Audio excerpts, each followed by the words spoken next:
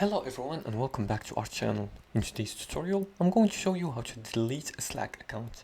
If you're done using Slack or want to remove your account from workspace permanently, this quick tutorial will show you how to delete your Slack account in just a few simple steps. So let's get started.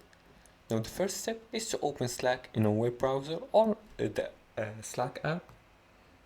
Now I'm using an Android. I'm just gonna go and enter the Slack app. If you're using your computer, you can go to your web browser or the desktop app.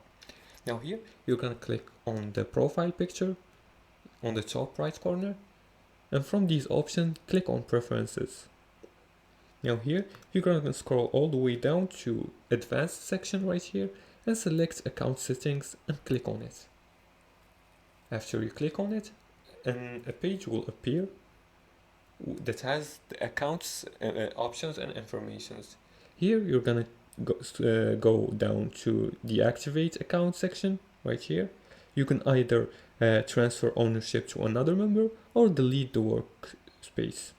Click on delete your workspace and click on deactivate here. Now Slack will ask you for a confirmation, enter your password, then click deactivate account. It's important to note that this only removes your account from that specific workspace.